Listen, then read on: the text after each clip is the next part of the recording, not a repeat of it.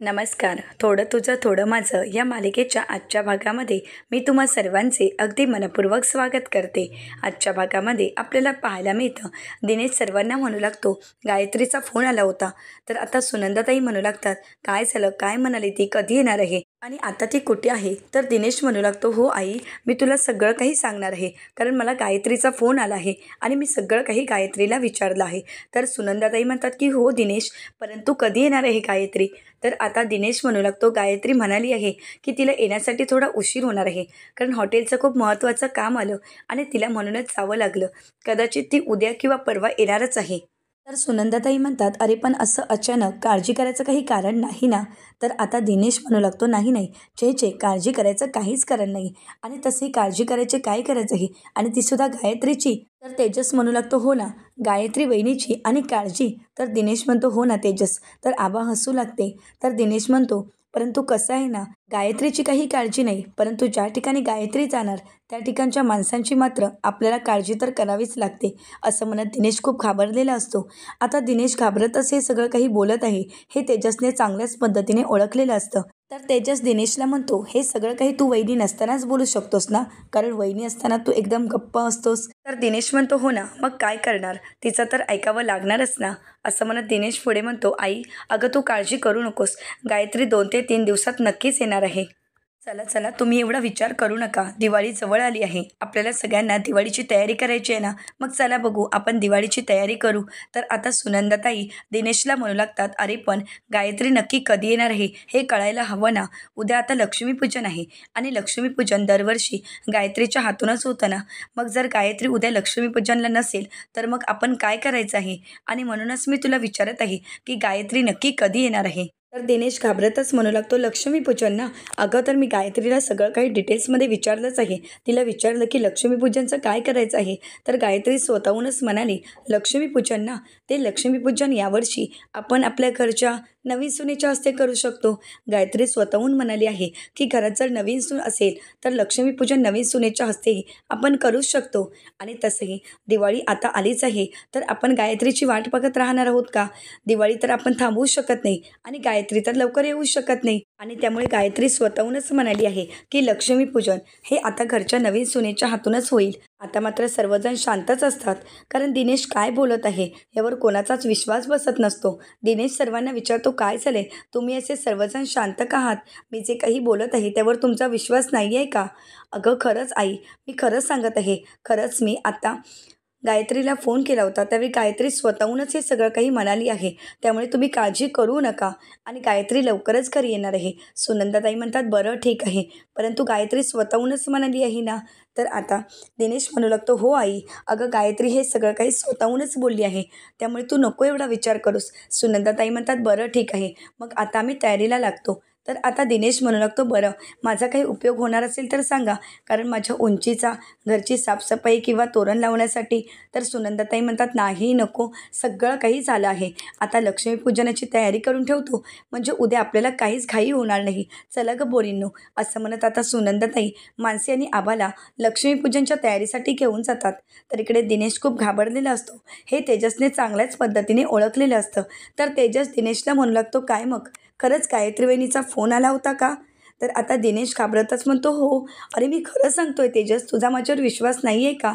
गायत्रीने खरंच फोन केला होता आणि ती स्वतःहूनच हे सगळं काही बोलली आहे, त्यामुळे तू असं का विचारत आहेस. तर तेजस दिनेशवर हसू लागतो आणि दिनेशला म्हणू लागतो, खरंच वहिनींचा फोन आला होता, वहिनी स्वतःहूनच म्हणाल्या की आता नवीन सुनेच्या हातून लक्ष्मीपूजन करायचं. मला तरी या गोष्टीवर विश्वास बसत नाही. दिनेश म्हणतो, हो खरंच तिचा फोन आला होता, ती स्वतःहूनच म्हणाली आहे. तर आता तेजस म्हणतो, खरंच ही तर आश्चर्याची गोष्ट आहे. आता दिनेश तिथून निघून जात असतो, तर तेजस त्याला थांबवत म्हणतो, अरे थांब रे, आज तर सूरसुद्धा तुझ्यासारखेच असे उंच उंच लागायला लागले आहेत. तर आता दिनेश म्हणतो, हो का, परंतु मी आनंदात आहे, हे तुला आवडलं नाही आहे का. तर तेजस म्हणतो, असं कसं, अरे तू एवढा आनंदात आहेस, तुझ्या चेहऱ्यावर आनंद असा ओसंडून वाहत आहे, ते पाहूनच खूप बरं वाटत आहे. तर दिनेश म्हणतो, कित्येक वर्षानंतर आणि ते सुद्धा दिवाळीत मी एवढा खुश आहे आणि तुला मात्र काहीच वाटत नाही. तेजस म्हणतो, नाही नाही, असं काहीच नाही, खरं तर वहिनी घरात नाहीत याचा आनंद तुझ्या चेहऱ्यावर दिसतच आहे. परंतु तुला पाहिल्यावर असं वाटत नाही की तुला वहिनीची काळजी वाटत आहे. तर दिनेश म्हणतो, काही काय? अरे गायत्रीची आणि काळजी नसणार असं कसं होईल? मला तर तिची काळजी आहेच. परंतु एवढा मात्र विश्वास आहे, गायत्री ज्या ठिकाणी असणार त्या ठिकाणी मात्र सुखरूप असणार आहे. परंतु ज्या ठिकाणी गायत्री गेली आहे तिथे मात्र सर्वांनाच काळजी करावी लागणार आहे. तर आता दिनेशही हसू लागतो. तर तेजस विचारतो, खरंच? तर दिनेश म्हणतो, हो ना, अरे खरंच. आणि हो, आज तर आता दिवाळी जवळ आली आहे आणि गायत्री ही खरी नाही आहे. कित्येक वर्षानंतर आता हा प्रसंग आपल्याला अनुभवायला मिळत आहे. त्यामुळे आता गायत्री नसल्याचा आनंद आणि दिवाळी असल्याचा आनंद आपण उपभोगूया, खूप मज्जा मस्ती करू. तर तेजस म्हणतो, हो, काहीच हरकत नाही. अरे तुझा हा छोटासा चेहरा सगळं काही सांगून जातो. तर तेजस म्हणतो, कळव मग, वहिनीचा फोन आला तर, किंवा वहिनीला फोन लागला तर. तर आता दिनेश म्हणतो, हो. परंतु त्याचवेळी दिनेश भानावर येतो आणि विचारतो, काय? तर आता तेजस म्हणतो, नाही नाही, काहीच नाही. आता दिनेश तिथून निघून जातो. परंतु तेजसने सगळं काही सत्य ओळखलेलं असतं. तर दुसरीकडे पाहायला मिळतं, आता संपदाताई त्यांच्या दादांना फोन करतात आणि म्हणू लागतात, दादा, अरे मानसीच्या सासरहून फोन आला होता, मानसीच्या सासूबाईंचा फोन आला होता. तर आता दादा म्हणू लागतात, अरे बापरे, आता नवीन काय झालं असेल त्या ठिकाणी? मला खरंच खूप काळजी वाटत आहे. तर आता संपदाताई म्हणू लागतात, नाही नाही, काळजी करायची काहीच गरज नाही दादा. अरे आता तर सर्व काही सुरळीत चालू आहे असंच म्हणायला हवं. तर आता दादा म्हणू लागतात, म्हणजे संपदा, नक्की तुला काय बोलायचं आहे? तर संपदाताई म्हणू लागतात, अरे दादा, सगळं काही नीट चालू आहे, सर्व विघ्न दूर झाली आहेत असंच वाटत आहे. तर आता दादा म्हणतात, म्हणजे संपदा, नक्की तुला काय म्हणायचं आहे? तर संपदाताई म्हणू लागतात, अरे दादा, तेजस साहेबांना त्यांनी घरात घेतलं आहे. आता हे ऐकल्यानंतर दादांना तर खूप आनंद झालेला असतो. तर दादा संपदाताईंना म्हणू लागतात, अरे वा, एवढं खूप छान गोष्ट झाली आहे, परंतु अशी अचानक कशी काय?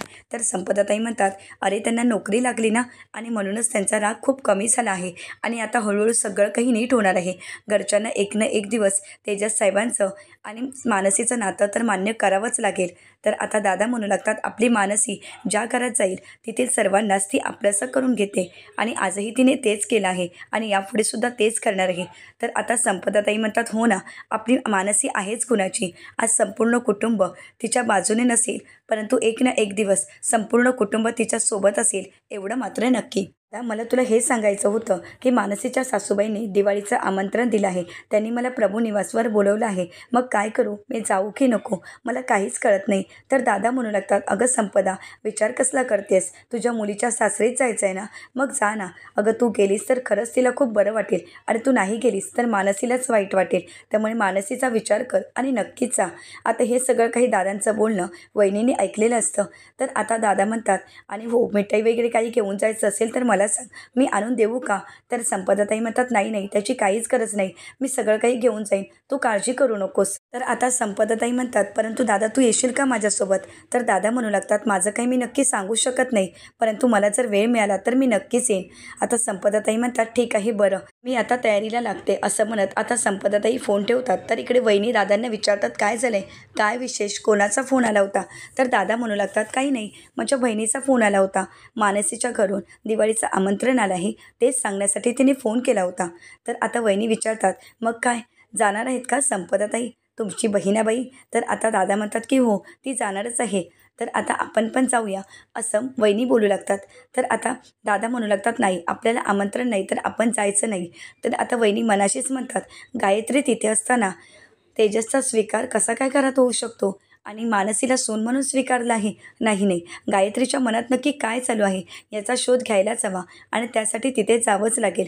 आणि म्हणूनच वहिनी म्हणू लागतात, तुम्हाला जर आमंत्रण नसेल तर तुम्ही येऊ नका, परंतु मला तर आमंत्रण आलंच आहे आणि मी तर जाणारच आहे. आता मात्र दादांना काहीच बोलता येत नाही, कारण वहिनींनी पक्क ठरवलेलं असतं की काही झालं तरी आता प्रभूंच्या घरी जायचंच.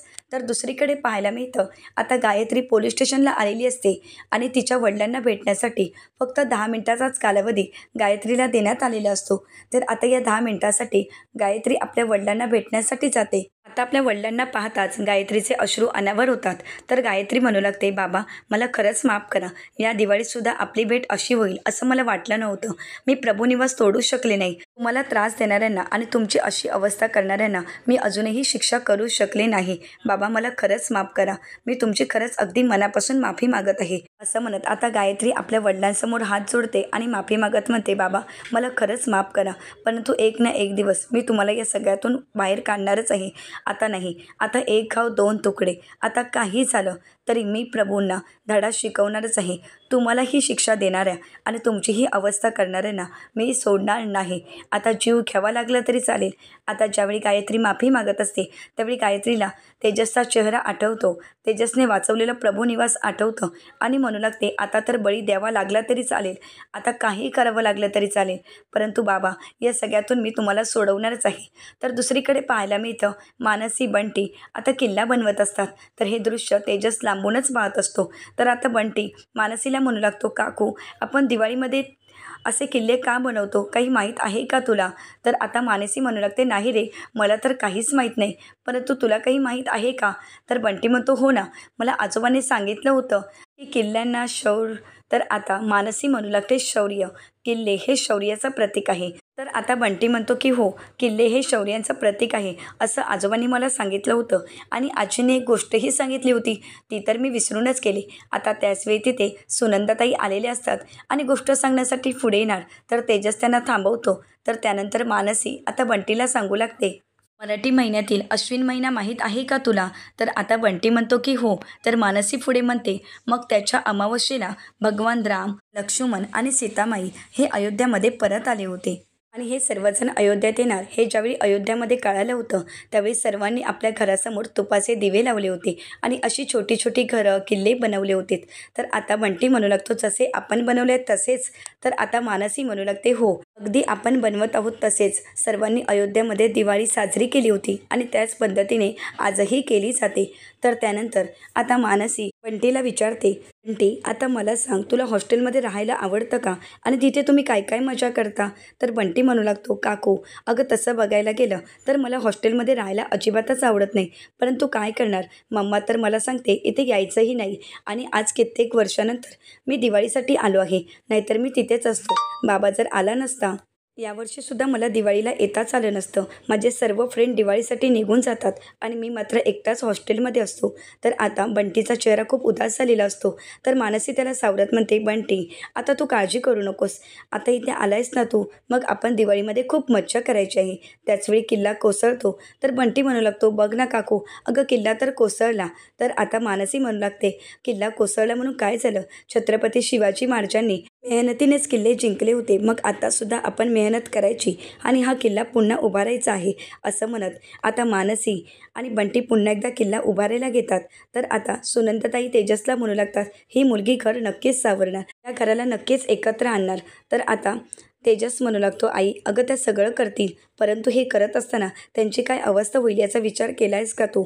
अगं बघ ना, त्यांचंसुद्धा करिअर आहे, परंतु त्याकडे दुर्लक्ष करून आज त्या घर सांभाळत आहेत, परंतु मला तसं करायचं नाही आहे, त्यांचं करिअर मला खराब करायचं नाही आहे. आता त्याचवेळी बंटी आवाज देत म्हणतो, काका अरे तूसुद्धा ये ना किल्ला बनवायला. तर आता मानसी, तेजस आणि बंटी एकत्र मिळून किल्ला बनवत असतात. आता तेजस आणि मानसी एकमेकांकडे प्रेमाने पाहू लागतात आणि किल्ला बनवत असतात.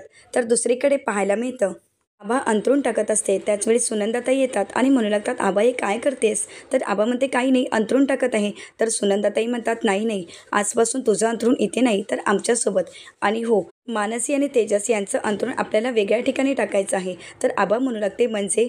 तर आता सुनंदाताई आबाला किचनमध्ये घेऊन येतात आणि म्हणू लागतात, इथे. तर आता आबा म्हणू लागते, इथे? तर सुनंदाताई म्हणतात की हो ना, अजून कुठे त्यांना प्रायव्हसी मिळणार आहे, त्यासाठी त्यांचं अंथरूण इथेच टाकावं लागेल. तर आता सुनंदाताई आणि आबा दोघे मिळून त्यांचं अंथरूण टाकतात. तर दुसरीकडे किल्ला बनवून झालेला असतो. तर आता तेजस म्हणू लागतो, खरंच खूप छान किल्ला झाला आहे आणि आता आपले छत्रपती शिवाजी महाराजही विराजमान झाले आहेत. तर आता बंटी म्हणतो, हो ना, खरंच खूप छान झालं आहे. तर आता तेजस म्हणतो, चला तर मग आता झोपायला जाऊयात ना. तर बंटी म्हणतो, हो, परंतु या किल्ल्याचं संरक्षण तर करावंच लागेल ना, किल्ला कोणी कोसळला तर, आणि उद्या माझी मम्मा तर येणारच आहे, मग ती तर माझं कौतुक करणारच आहे, ती आम्हाला शबासकी देणारच आहे. तर तेजस म्हणतो, तुझी मम्मा आणि शबासकी? त्याचवेळी मानसी खुणावून शांत राहायला सांगते. तर आता तेजस म्हणतो, देईल, काहीच काळजी नको करूस, तुला तर ती शबासकी देणारच आहे, पण आता आपण निघूयात ना, झोपायची वेळ झाली आहे. तर आता बंटी म्हणू लागतो, बरं ठीक आहे. आता तिघंही घरात येतात. तर बंटी म्हणू लागतो की आपला मावळा तर कोणी कोसळणार नाही ना. तर तेजस म्हणतो, मावळे तर आहेतच ना. तर बंटी म्हणतो, परंतु मी थांबलो तर किती छान होईल, म्हणजे माझा किल्ला कोणी कोसळणारही नाही. तर तेजस म्हणतो, हो आहेस तू मावळा, परंतु सुकडा मावळा. तू खा पी आणि मोठा हो आणि त्यानंतरच किल्ल्याचं संरक्षण कर. तोपर्यंत चल आता झोपायला जायचं. तर आता बंटी म्हणतो, बरं ठीक आहे, परंतु काकू तुला रांगोळी येते ना. तर आता मानसी म्हणते, हो येते ना. तर बंटी म्हणतो, मग उद्या आपण किल्ल्यांजवळ ही रांगोळी काढायची आहे. तर आता मानसी म्हणते, बरं ठीक आहे. तर तेजस म्हणतो, परंतु सूर्य उगवल्यानंतर आता झोपायचं आहे. असं म्हणत आता तेजस बंटीला झोपायला जायला सांगतो. तर आता बंटी म्हणतो, परंतु काकू खरंच तू खूप छान आहेस. असं म्हणत आता बंटी मानसीच्या गालावर उम्मा देतो आणि निघून जातो. तर आता तेजस म्हणतो, हा बंटी पण ना.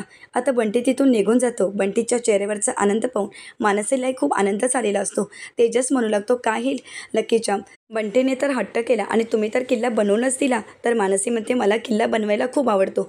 माझे बाबा मी लहान असताना विटांचे किल्ले बनवायचे आणि मला खरं तर बाबांचीच आठवण झाली. आता मात्र तेजसला खूप वाईट वाटतं. तर पुढील भागामध्ये आपल्याला पाहायला मिळतं, मानसी लक्ष्मीपूजन करत असते. आता लक्ष्मीपूजनला सुरुवात करण्यासाठी दिनेश म्हणू लागतो, मानसी चल लक्ष्मीपूजनाला सुरुवात कर. अगं मुहूर्त टळायला नको. आता मानसी लक्ष्मीपूजन करणार, परंतु त्याच वेळी तिथे गायत्री आलेली असते आणि म्हणू लागते, थांब मानसी. आता मात्र सर्वांनाच धक्का बसतो. आता गायत्री मानसीला लक्ष्मीपूजन करू देईल का, हे पाहणं अतिशय रंजक ठरणार आहे. अशाच मालिकांचे नवनवीन अपडेट पाहण्यासाठी चॅनलला नक्कीच सबस्क्राईब करा. धन्यवाद.